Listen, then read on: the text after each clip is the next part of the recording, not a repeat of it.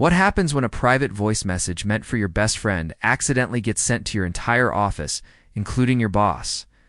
Emma thought her career was over after accidentally confessing her secret attraction to CEO Nathan Cross in a company group chat, but his reaction was nothing like she expected. Hey there, romance lovers. Tonight we dive into a world where every choice has a cost and every moment matters. Shall we step into it? The rain hammered against Emma Sinclair's apartment windows like accusations she couldn't escape. Her designer heels lay scattered across the hardwood floor, casualties of another brutal day at Cross Enterprises. The leather briefcase that had cost her 2 months' salary sat abandoned by the door, its contents spilling onto the floor like her dignity had spilled all over the boardroom. Steam rose from her untouched coffee mug, the only witness to her private breakdown. Emma collapsed onto her velvet sofa, her silk blouse wrinkled, and her carefully styled hair now a mess of frustration. The day had been a disaster, but it wasn't just any disaster. It was a Nathan Cross disaster. Her fingers found her phone with muscle memory born of desperation. Riley Chen was the only person who understood the unique torture of working for a man who could destroy careers with a single glance. Riley, you will not believe the day I just had, Emma began, her voice cracking with exhaustion as she hit record. The voice message poured out of her like a confession she'd been holding back for months. That man is going to drive me completely insane. Nathan Cross thinks he owns the entire world just because he inherited his father's company, she paced. Her living room, her stocking feet sliding on the smooth floor. The way he walks around the office like some kind of king demanding perfection from everyone. The words came faster now, months of suppressed frustration bubbling to the surface. And don't even get me started on those board meetings. He sits there in his expensive suits looking all serious and important, making decisions that affect hundreds of people without even blinking. The man has zero empathy, I swear. Emma paused, catching her reflection in the dark window. What she saw there made her stomach twist, as the truth was so much more complicated than anger. But here's the thing that really gets me, Riley. The absolute worst part about Nathan Cross is that he's ridiculously, unfairly, criminally attractive. The admission slipped out like a secret she'd been guarding with her life. Those dark eyes that seem to see right through you. It's that perfectly styled hair that never has a strand out of place. And that voice, oh my God, that deep voice that makes even the most boring quarterly reports sound like poetry. She flopped back onto her sofa, staring at the ceiling as shame and desire warred in her chest. I hate that I notice these things about him. I hate that sometimes during meetings I catch myself staring at his hands when he points at the presentation screen. Those long fingers, and the way he moves them when he talks. And when he rolls up his sleeves during late work sessions, showing off those strong forearms. Emma covered her face with her free hand, embarrassed by thoughts she'd never spoken aloud. Sometimes I wonder what it would be like if he wasn't my boss. If we were just two normal people who met at a coffee shop or something, would that serious, controlled exterior crack just a little bit? She walked to her kitchen, grabbing a bottle of water with shaking hands. Can you imagine having all that focus directed at you? Having those dark eyes looking at you like you're the only person in the world? God, Riley, I sound like one of those romance novels you're always reading. Without looking at the screen properly, Emma hit send and tossed her phone onto her bed. She was exhausted, emotionally drained, and desperately needed a hot shower to wash away the day's humiliation. 20 minutes later, Emma emerged from her steamy bathroom to find her phone buzzing frantically. Message after message appeared on her screen, and her heart stopped when she saw where her voice message had actually gone. Cross Enterprises Marketing Team Group Chat. 43 people had access to that group. 43 people had just heard her most private thoughts about their CEO, including Nathan Cross himself. Her hands trembled as she read his response. Emma, please see me in my office first thing tomorrow morning. No emoji, no additional comment. It's just a simple, professional request that felt more terrifying than any scream could have been. Emma arrived at Cross Enterprises 30 minutes early. Her navy blazer pressed to perfection, but unable to hide the tremor in her hands. The marble lobby felt like a mausoleum, each click of her heels echoing her impending professional death. The elevator ride to the 32nd floor stretched into eternity, giving her time to rehearse apologies that would never be enough. Jasmine sat at her desk outside Nathan's corner office. Her usual bright smile replaced by a mixture of sympathy and barely contained curiosity. "He's waiting for you," Jasmine whispered, her voice gentle. "Emma, for what it's worth, I thought your voice message was sweet." Sweet. The word hit Emma like a slap. She knocked on Nathan's door with knuckles that had gone white from pressure. "Come in." Nathan's office was a study in controlled power. Floor-to-ceiling windows overlooked the city, and his mahogany desk sat like a judgment seat in the center of the room. But Nathan wasn't behind his desk. He stood by the windows, his back to her, hands clasped behind him in a pose that made his broad shoulders seem even more imposing. "Mr. Cross, I can explain, can you?" He turned slowly, and Emma's breath caught.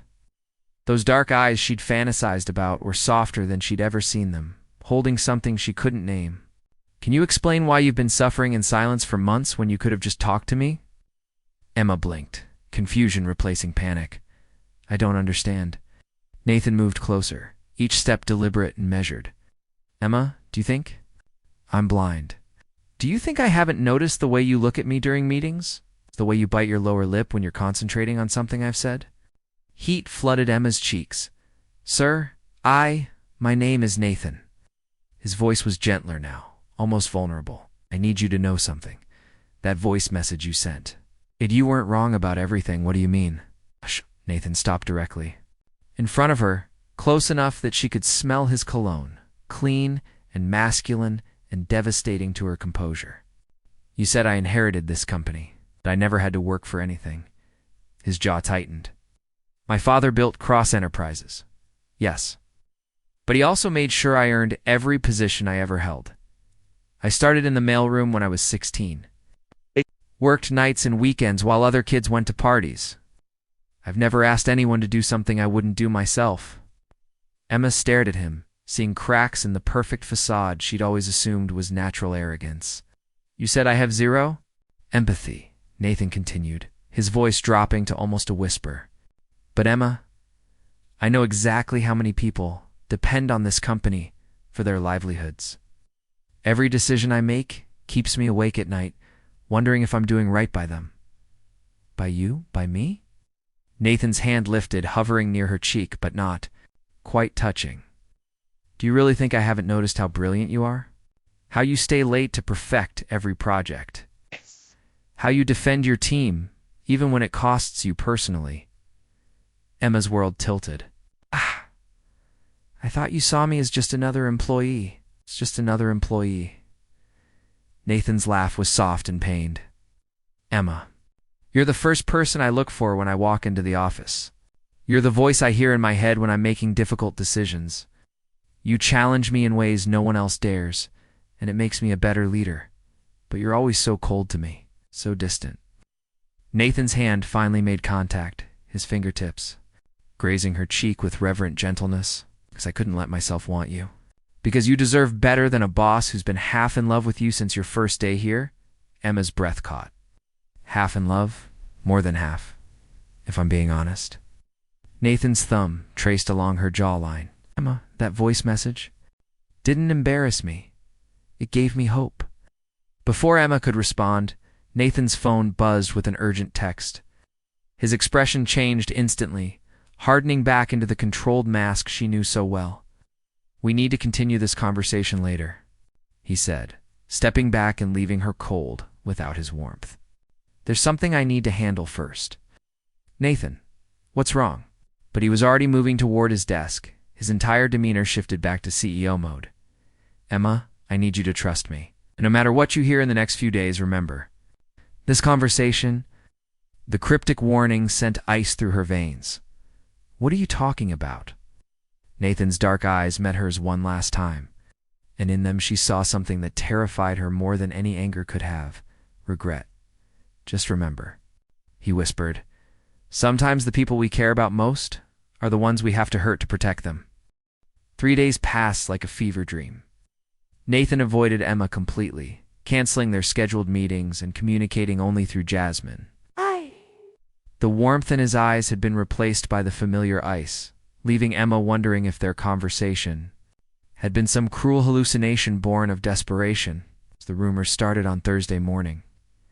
Did you hear? Jasmine whispered across the break room, her voice barely audible above the coffee machine's grinding. There's going to be massive layoffs. The board called an emergency meeting. Emma's blood ran cold. Cross Enterprises had been struggling with a hostile takeover attempt from Morrison Industries for months. But Nathan had always assured the staff that their jobs were secure. By noon, the truth hit like a physical blow. Emma stood outside the boardroom doors, a stack of financial reports clutched in her trembling hands. Through the glass panels, she could see Nathan at the head of the conference table, his expression carved from stone as he addressed the board members. But he wasn't alone. Seated to his right was Victoria Morrison, the ruthless CEO of Morrison Industries, and the woman who'd been trying to destroy Cross Enterprises for 2 years. Her red lips curved in a satisfied smile as she leaned closer to Nathan, her manicured hand resting possessively on his forearm. Emma's reports scattered to the floor as she pressed closer to the glass, straining to hear. The merger will be beneficial for both companies. Nathan's voice carried through the door, cold and businesslike. Morrison Industries brings the capital we need, and we provide the innovation they lack, and the staff reductions. Board member Harrison's voice was sharp with concern. Victoria answered before Nathan could speak. 40% downsizing is standard for acquisitions of this size. We'll retain only the essential personnel. Emma watched in horror as Nathan nodded. The layoffs will begin Monday. I have a list prepared. The reports crumpled in Emma's fists as the full scope of the betrayal became clear. Nathan hadn't been protecting the company or its employees. He'd been orchestrating its sale all along. Every late night, every passionate speech about the company's future, every moment of seeming vulnerability had been a lie. But the worst was yet to come. There is one more matter. Victoria's voice took on a predatory purr. Personal considerations that might affect the transition. Emma watched Nathan's jaw tighten almost imperceptibly. I trust you've handled the Emma Sinclair situation, Victoria continued. We can't have emotional entanglements complicating the merger. Nathan's silence stretched like a blade against Emma's throat. Nathan? Victoria pressed. Finally, Nathan spoke, his voice flat and emotionless. Emma Sinclair will be among the first terminations. She's become a distraction I can no longer afford. The words hit Emma like physical blows. She stumbled backward from the door, her vision blurring with tears she refused to let fall. The man who touched her cheek with reverent gentleness, who'd claimed to be half in love with her, had just signed her termination papers while sitting next to the woman who would profit from her destruction. Emma turned and ran her heels, clicking frantically against the marble floors as she fled toward the elevator. But before the doors could close, a hand shot out to stop them. Nathan stepped into the elevator, his face a mask of cold professionalism. Emma, we need to talk. Get away from me. Emma pressed herself against the elevator wall, as far from him as the small space would allow. You don't understand. Understand perfectly. Emma's voice shook with rage and heartbreak. You played me. All of it was a game to you. It's the vulnerable act, the confession, the way you touched me. You probably planned this from the beginning. Nathan's mask cracked. For just a moment, pain flashing in his dark eyes. Emma, please. Was Victoria Morrison there that morning? Was she listening when you made me believe you cared about me? Emma's voice rose despite her efforts to control it. God, I'm such an idiot. Of course you choose her. Choose everything. I'm not powerful, connected, beautiful. Emma, stop. Why? Afraid someone might hear? Don't worry, Nathan. Your secret is safe. I'll clean out my desk quietly and disappear, just like you planned. The elevator doors opened on the 23rd floor, and Emma bolted toward her cubicle. Nathan followed, his long strides easily keeping pace with her frantic steps. Emma, if you would just listen, she spun around, and the raw pain in her eyes made Nathan stop short. Listen to what? More lies. You want to fire me, Nathan? Fine. But don't insult my intelligence by pretending you care. We both know I was never anything more than a convenient distraction. Emma grabbed her personal items from her desk, shoving them into a cardboard box with shaking hands. The few photos, the small succulent plant she'd nursed for 2 years, the coffee mug Riley had given her with "World's Most Patient Employee" printed on the side. Nathan stood watching, his hands clenched at his sides. "Emma, please. There are things you don't know, things I can't explain right now," Emma laughed. But the sound held no humor. "Of course there are. There always are with men like you." She shouldered past him toward the elevator, her box of belongings clutched against her chest like armor. "Emma, wait." She turned one last time, and Nathan saw his own destruction reflected in her eyes. "You want to know what the worst part is, Nathan? For just a moment, I actually believed you were different. I believed you might actually care about someone other than yourself." The elevator doors closed between them, and Nathan was left standing alone in the empty hallway, watching the woman he loved disappear from his life just as he'd planned. But some plans, he realized too late, destroyed the planner along with everything else. Emma's apartment had become a tomb of takeout containers and crumpled tissues. 5 days of unemployment stretched behind her like a wasteland of rejected job applications and sleepless nights. Riley had stopped by twice, bringing wine and concern. But even her best friend's presence couldn't fill the hollow ache that Nathan's betrayal had carved into Emma's chest. The knock on her door came at 10 p.m., sharp and insistent. Emma ignored it, pulling her blanket higher over her unwashed hair. "Emma, I know you're in there." Nathan's voice made her blood freeze. She hadn't heard from him since the elevator confrontation, and part of her had hoped she never would again. "Go away, Nathan. Haven't you done enough damage?" "Emma, please. 5 minutes. That's all I'm asking." The desperation in his voice was so raw, so unlike the controlled CEO she knew, that Emma found herself moving toward the door against her better judgment. When she opened it, Nathan looked like he'd been through his own personal hell. His usually perfect hair was disheveled, his expensive shirt wrinkled, and dark circles shadowed his eyes. But it was the expression on his face that stopped her cold. Pure, undisguised anguish. "You look terrible," Emma said, hating how much she still cared. "So do you?" Nathan's gaze took in her rumpled pajamas and red-rimmed eyes. "Emma, I need to tell you the truth. All of it. Think I've heard enough of your truth. Victoria Morrison has photos." The words hit Emma like a slap. What? Nathan stepped into her apartment without invitation, pacing like a caged animal. "Photos of us. Someone took them the morning we talked in my office. The way I touched your face, the way we looked at each other. She's been blackmailing me." Emma's world tilted. "Blackmailing you how?" She threatened to release them publicly. "If I didn't agree to the merger, not just to the company, but to every business magazine, every gossip site. She said she'd destroy your reputation, make it impossible for you to work anywhere in the industry. So you threw me away to protect me?"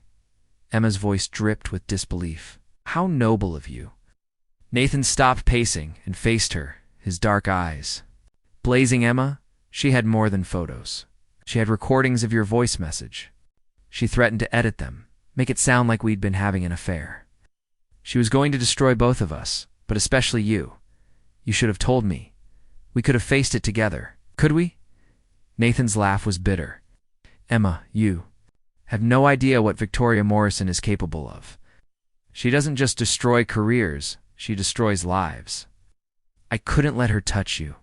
Emma studied his face, seeing the truth written in every line of exhaustion, every shadow of pain. "So you made me hate you instead. It was supposed to be easier that way. If you hated me, you'd move on. Find someone who deserves you. Someone who can give you everything without putting you in danger. But the layoffs, the merger, all real." Nathan's shoulders sagged with defeat. "Victoria gave me an ultimatum. Merge with Morrison Industries and fire 40% of my staff, or watch her destroy the company completely and put everyone out of work, at least this way. Some people keep their jobs." Emma sank onto her sofa, the weight of his sacrifice settling over her like lead. "You're losing everything. Not everything. I'm keeping you safe." "What about you? What happens to Nathan Krause after all this?"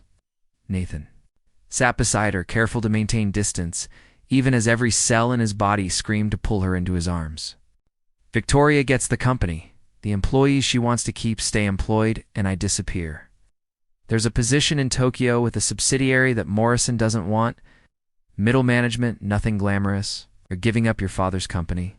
For me, Emma, you are more important to me than any company, than anything. Nathan's voice broke on the words. I would burn down everything I've built if it meant keeping you safe. Tears Emma had been holding back for days finally spilled over. You idiot, don't you understand? I don't want to be safe if it means losing you. Nathan's control finally shattered. He reached for her, pulling her against his chest as she sobbed into his shirt. Emma, I'm sorry. I'm so sorry for everything.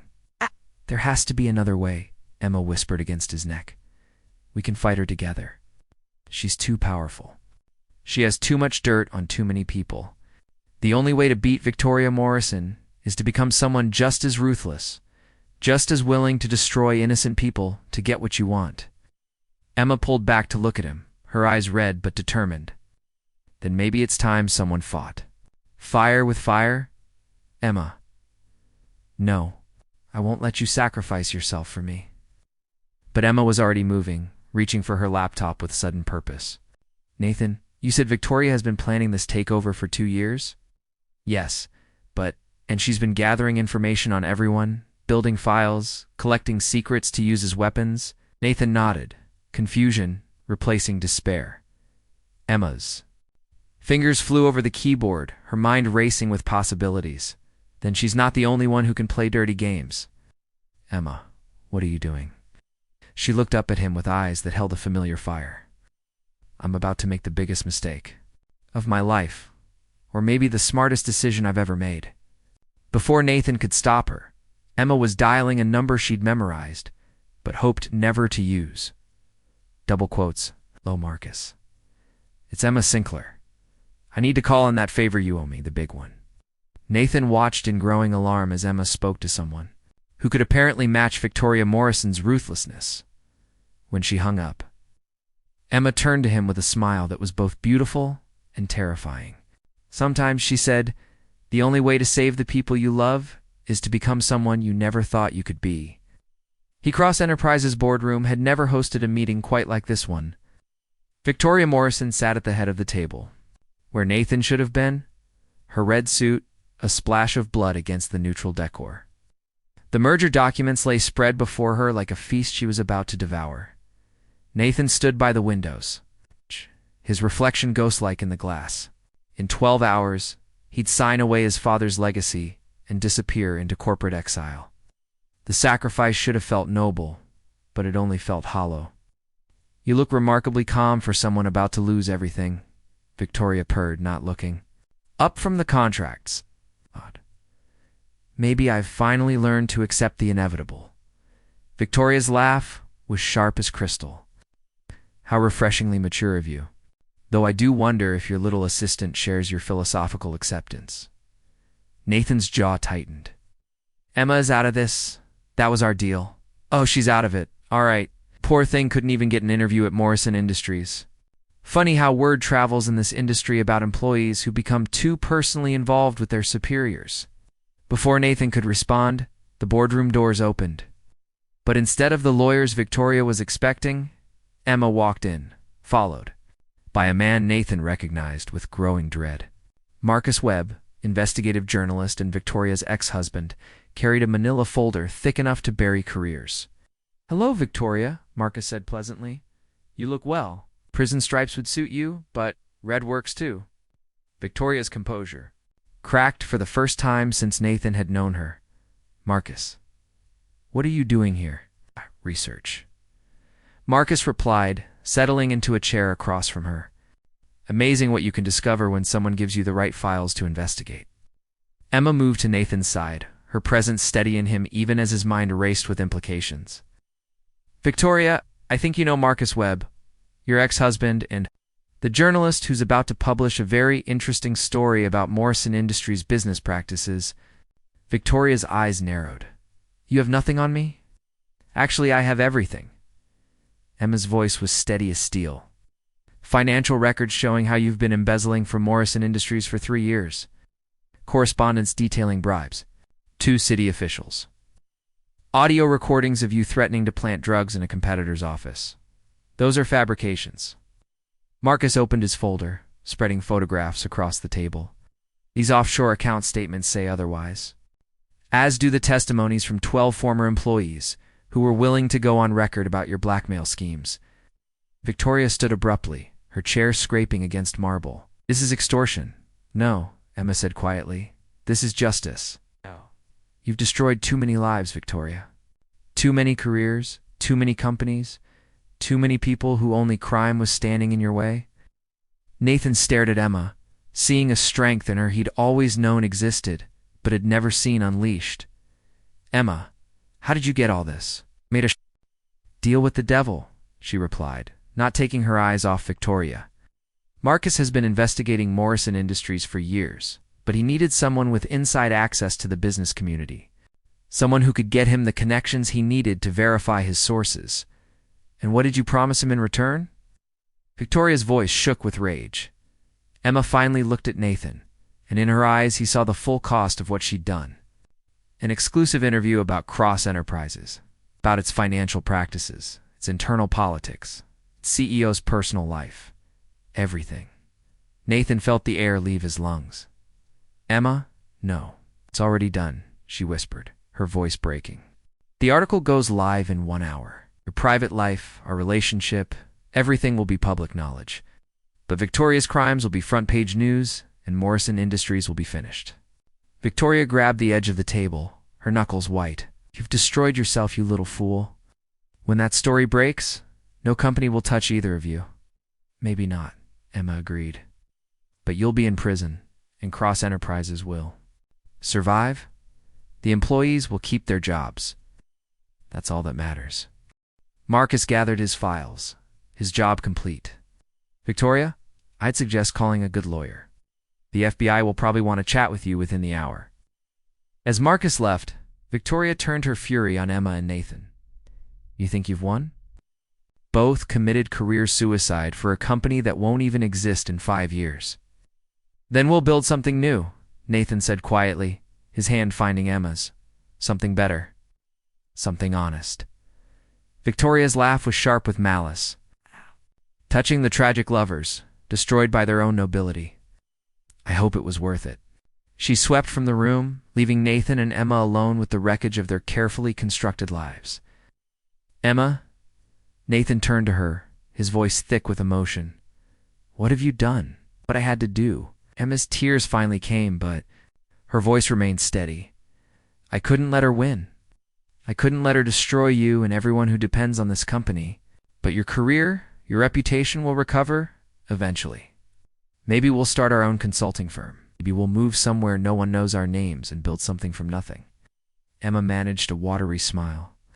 Or maybe we'll fail spectacularly and have to live in a tiny apartment eating ramen and wondering if we made the biggest mistake of our lives.